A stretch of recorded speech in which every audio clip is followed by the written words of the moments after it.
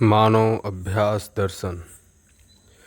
मूल्यानुभूति की आशा जीवन के साथ, आकांक्षा भ्रांत ज्ञानावस्था के साथ, अनिवार्यता भ्रांत ज्ञानावस्था के साथ अभिव्यक्त होती है। जीवन अमृत के साथ आशा के रूप में होना ज्ञातव्य है।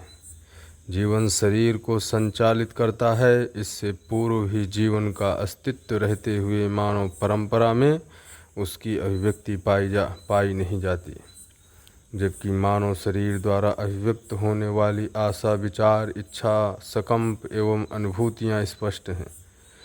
रासायनिक एवं भौतिक सीमा में मानव की पहचान नहीं हुई है। गठन पूर्णता पूर्वक संवेदनशीलता, आशा, आकांक्षा, आवश्यकता, अनिवार्यता के रूप में प्रकट होता है।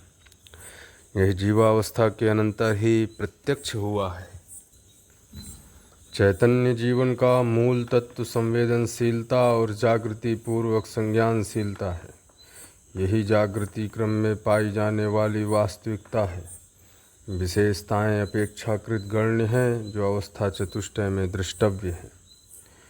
जीवन नित्य और जन्म घटना है। जन्म के साथ मृत्यु स्पष्ट हुई है। प्रत्येक जन्म मृत्यु की ओर गतिमान पाया जाता है। मृत्यु का न होना ही अर्थात इकाई का संगठित विघटित न होना ही अमृतत्व है। यह होना ही घटना है। जीवन के क्रियाकलाप आशा, विचार, इच्छा अनुभव मूलक होते हैं, न कि प्रस्थान एवं विस्थापन मूलक। प्रस्थापन विस्थापन क्रिया परमाणु में पाए जाने वाले परिणाम की द्योतक है, जबकि आशा, विचार, इच्छा, संकल्प एवं अनुभवापेक्षित अथवा अनुभव मूलक क्रियाकलाप परिवर्तन एवं परिमार्जन या पूर्णता की निरंतरता की अभिव्यक्ति है। परिणाम अधिक और कम का प्रमाण है, जबकि संवेदनशीलता औचित्य अनौचित्य का प्रमाण है। औचित्य एवं अनौचित्य पूर्णता एवं परिपक्वता के होने या न होने की अपेक्षाकृत अभिव्यक्ति है। गठन पूर्णता से अधिक इकाई में विकास, क्रिया पूर्णता से अधिक अभिव्यक्ति एवं आचरण पूर्णता से अधिक अनुभूति नहीं है। सही मात्रा में सीमित नहीं है एवं गलती का अस्तित्व नहीं है। न्याय स्वयं में मात्रा नहीं है, अन्याय की स्वीकृति नहीं है। यही सत्यता चैतन्य क्रिया को क्रिया पूर्णता और आचरण पूर्णता से संपन्न होने के लिए बाध्य की है। यह पूर्णतया संवेदनशीलता में होने वाली परिवर्तन एवं परिमार्जन क्रिया है। जीवन के क्रियाकलाप को चैतन्य इकाई धारित करती है, जो कालत्रय, क्रियात्रय, निर्णय एवं प्रमाणत्रय पूर्वक सिद्ध होता है। फलतः वर्तमान में चरितार्थता, भविष्य की योजना एवं विगत का इतिहास स्पष्ट होता है। इतिहास संस्कृति की अभिव्यक्ति एवं आर्थिक उपलब्धि का संयुक्त घटनाक्रम है। वर्तमान चरितार्थता अखंड सामाजिकता है, जिसकी प्रत्यक्ष उपलब्धि अभय एवं समृद्धि है। भविष्य की योजना आर्थिक एवं सांस्कृतिक संतुलन में ही सफल होता है। सांस्कृतिक एवं आर्थिक संतुलन के बिना चैतन्य जीवन अर्थात संवेदनशील जीवन में गुणात्मक परिवर्तन संभव नहीं है। जागृति पूर्वक उपलब्धियां दो ही हैं, जो सतर्कता एवं सजगता है। पूर्ण सजगता पर्यंत शरीर धारण, घटना एवं गुणात्मक परिवर्तन का अभाव नहीं है। पूर्ण जागृति ही स्वतंत्रता का द्योतक है। स्वतंत्रता इकाई में होने वाले गुणात्मक परिवर्तन की उपलब्धि है। गुणात्मक परिवर्तन का प्रमाणीकरण चैतन्य इकाई ही किया करती है। प्रमाण स्वयं में अनुभूति है। अनुभूति क्षमता, संवेदनशीलता अवश्य चैतन्य क्रिया में होने वाली उपलब्धि है, जो मानवीयता पूर्वक प्रमाणित होता है। मानव में न्याय प्रदायी क्षमता, सहज प्रमाण एवं उसकी अक्षुण्णता ही गुणात्मक परिवर्तन है। यही अनुभव क्षमता का भी प्रमाण है। सुसंस्कारपूत होने अर्थात मानवतापूर्ण जीवन की स्थापना में सांस्कृतिक पराभव का अभाव होता है। आवश्यकता से अधिक उत्पादन पूर्वक की गई कालपेक्ष प्रक्रिया से आर्थिक पराभव दूर होता है। आर्थिक पराभव तब तक भावी है जब तक अपव्यय एवं असुरक्षात्मक स्थिति बनी रहती है। इसी सुस्पष्ट कारणवश विजय को पाने के लिए पुनः प्रयासोदय होता ही रहता है, जो नियति क्रम है। नियति क्रमानुसंगी न हो ऐसा कोई अस्तित्व प्रकृति की सीमा में नहीं है। इसी तथ्य के आनुषांगिक जन्म घटना के लिए चैतन्य क्रिया का बाध्य होना पाया जाता है। शरीर संचालन क्रिया के साथ ही शरीर त्यागने का कारण समाया रहता है। शरीर के माध्यम से जो गुणात्मक परिवर्तन होते हैं वह संवेदनशीलता व संज्ञानशीलता का ही स्वत्व है। उसका स्पष्ट रूप आशा, विचार, इच्छा व संकल्प में परिमार्जन प्रक्रिया है। यही प्रबुद्धता है, यही निपुणता, कुशलता एवं पांडित्य है। प्रबुद्धता की सीमा इससे अधिक नहीं है, इससे कम में तृप्ति नहीं है। पांडित्य ही सजगता एवं सतर्कता को प्रमाणित करता है। इसके पूर्ण होने तक गुणात्मक परिवर्तन के लिए बाध्यता पाई जाती है। यह क्रम अवश्यंभावी है। शरीर त्यागने के समय में जो सेवाएं आवश्यक हैं उसे स्वयं से संपन्न करने में असमर्थता पाई जाती है। इसका तात्पर्य चैतन्य इकाई में किसी असमर्थता से नहीं, यह केवल शरीर चालन योग्य न होने से है। ऐसे समय में अपनत्व सहित अपनों की सेवा आकांक्षित एवं वांछित होती है। यही आकांक्षा एवं वांछा की पूर्णता मरणोत्तर जीवन के लिए उपहार है। तात्पर्य शरीर त्यागने के अनंतर स्वभाव गति के लिए ये सेवाएं सहायक तत्व हैं, क्योंकि मानव जीवन में प्रधानतः मानव के आचरण, सेवा एवं व्यवहार से आवेशित होते हुए तथा आवेश से मुक्त होकर स्वभाव गति में अवस्थित होते हुए देखा जाता है। इस सत्यता से यह स्पष्ट हो जाता है कि यह जागृति से मानव ही मानव की आवेशित गति एवं स्वभाव गति का प्रमुख कारण है। यही सत्यता स्थापित मूल्य की अनुभूति, शिष्ट मूल्य की अभिव्यक्ति के लिए बाध्यता है। यही उदय है। मानव ही अपनत्व, तादात्म्य एवं तन्मयता पूर्वक अनन्यता पूर्ण शिष्टता को व्यक्त करता है। जब वह कांक्षानुरूप अपनत्व को प्राप्त नहीं कर पाता तब वह उस जन्म घटना के संदर्भ में पराभव को स्वीकारता है या उसके निष्प्रयोजन को स्वीकारता है। शरीर त्यागने के समय में जो अवधारणाएं स्वीकृत होती हैं वही पुनः जन्म लेते तक स्थायीभूत रहती हैं। यही संस्कार एवं संस्कार के लिए स्तुति है। साधन के बिना इकाई में परिवर्तन या गुणात्मक परिवर्तन सिद्ध नहीं होता है। चैतन्य इकाई के लिए शरीर ही सर्वप्रथम साधन है। यही वरीय साधना भी है। इसी से उपासा उपसाधन निर्मित होते हैं। वह कांक्षाद्वय के रूप में स्पष्ट है। इस प्रकार पूर्णता पर्यंत साधनों से संपन्न होना तथा उसके सदुपयोग से सफलता एवं दुरुपयोग से सफलता की स्वीकार्यता का होना स्पष्ट होता है। यही अवधारणा है। यह अवधारणा ही संस्कार के रूप में प्रभावी होता है। ऐसे संस्कारदायी प्रक्रिया में वातावरण एवं अध्ययन ही साधन समुच्चय है। सेवा, आचरण एवं व्यवहार ही मानव के प्रति वातावरण निर्माण करने का प्रधान उपादेय तत्व है। उसके लिए उनसे की गई मंगल अमंगल, शुभाशुभ तथा उचित अनुचित कृतियों का बारंबार स्मरण किया जाना, फलतः स्वयं में सफलता असफलता का स्वीकार होना, साथ ही अन्य के प्रति विश्वास या विश्वास होना पाया जाता है। विश्वास परंपरा ही सांस्कृतिक परंपरा का प्राण त्राण तत्व है। यही मानव में गुणात्मक परिवर्तन के लिए आधारभूत तथ्य है। विश्वास केवल मानव की परस्परता में निर्वाह होने वाला तथ्य है। विश्वास ही जीवन के अमरत्व को स्पष्ट करता है। नवधा स्थापित मूल्यों का निर्वाह ही जन्म घटना के अनंतर स्वर्गीयता तथा मृत्यु घटना के अनंतर सुसंस्कार का स्थापना क्रम है। प्रत्येक मरणासन्न व्यक्ति की जीवन सफलता में विश्वास को स्थापित करना ही मरणोत्तर जीवन के लिए उत्तम संस्कार है।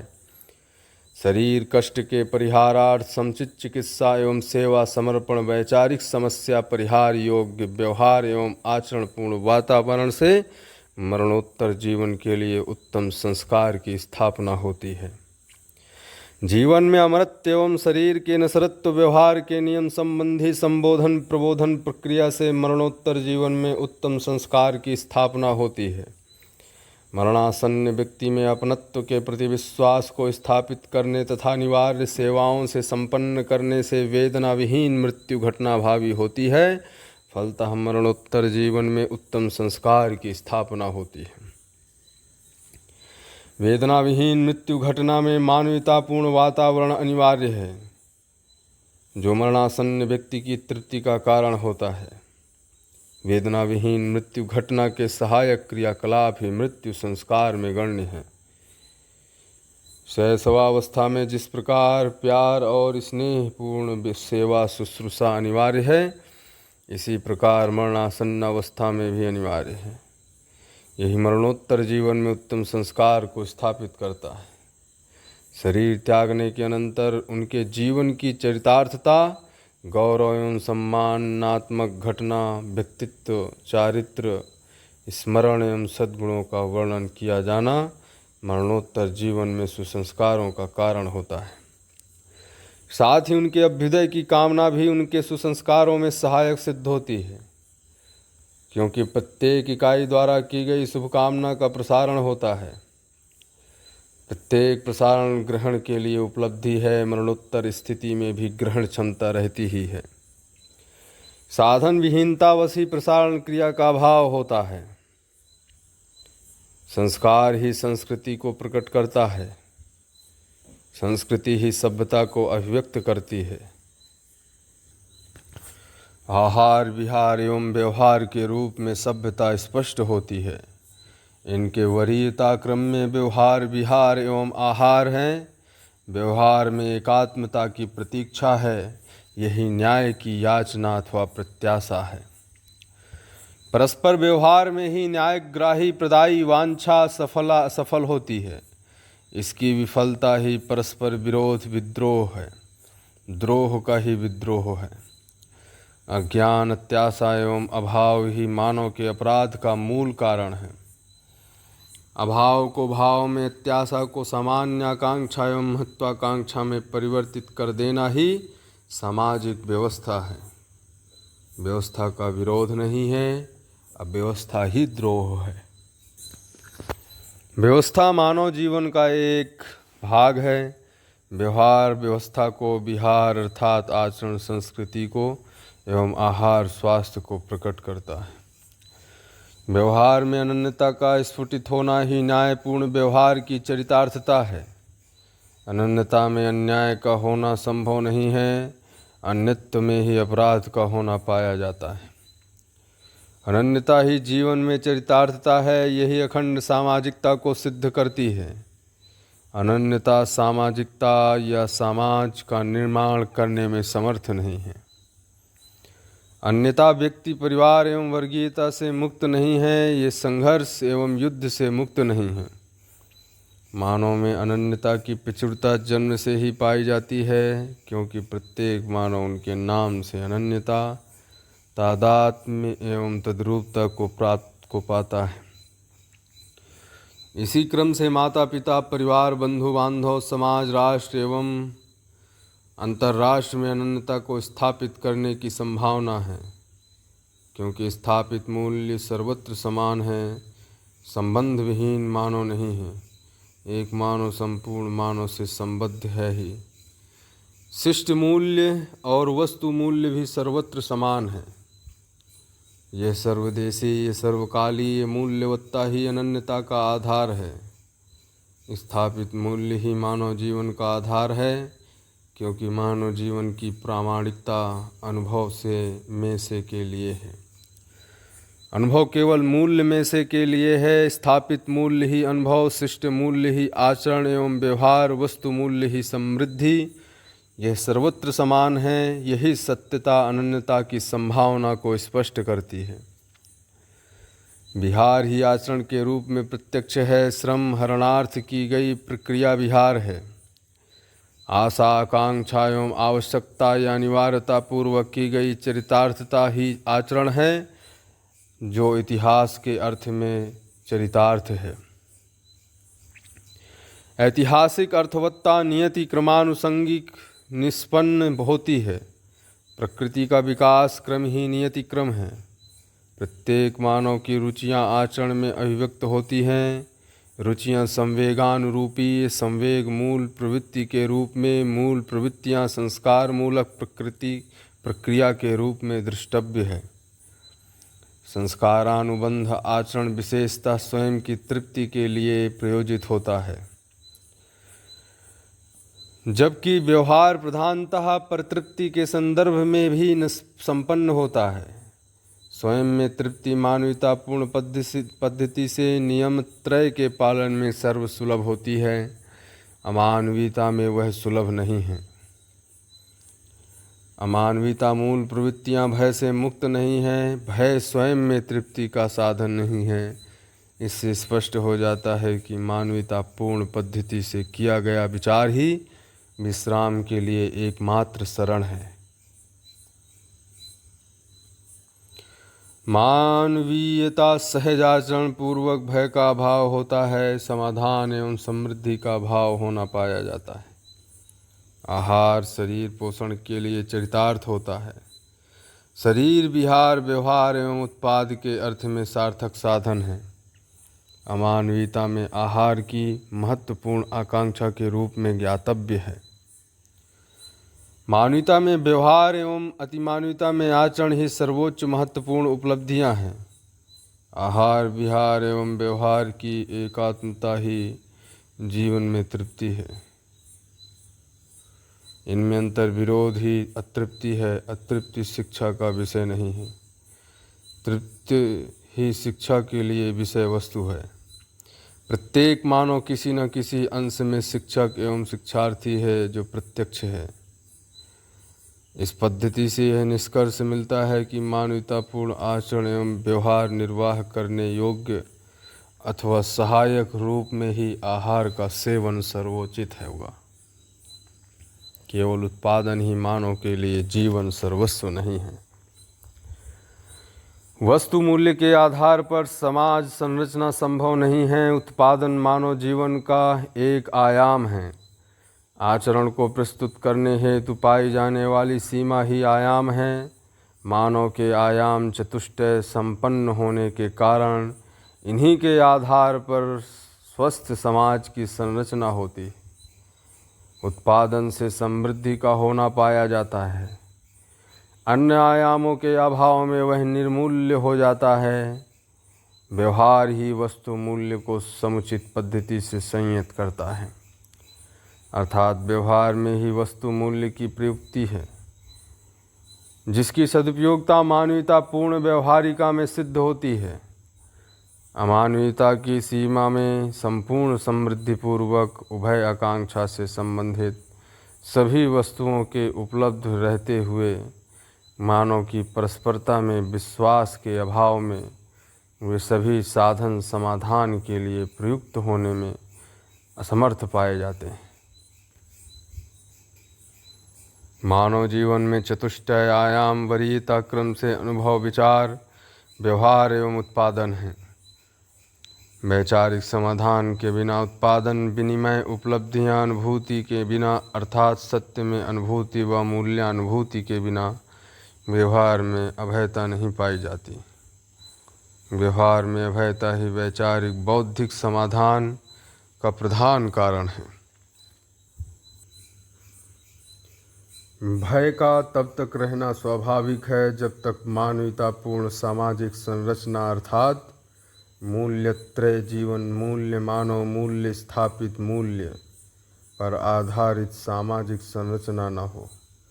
मानवीयतापूर्ण समाज संरचना का अभाव ही है सामाजिक भय। यही व्यक्ति परिवार एवं वर्ग की सीमा में अधिमूल्यांकन करने की बाध्यता है। वर्गवाद दूसरे वर्ग के दलन दमन एवं शोषण के लिए प्रयास करती है। यह परस्पर प्रयासी संघर्ष है, यही अंततोगत्वा युद्ध में परिणित होता है। इससे मुक्त होने का उपाय केवल मानवीयतापूर्ण संस्कृति, सभ्यता, विधि एवं व्यवस्था ही है।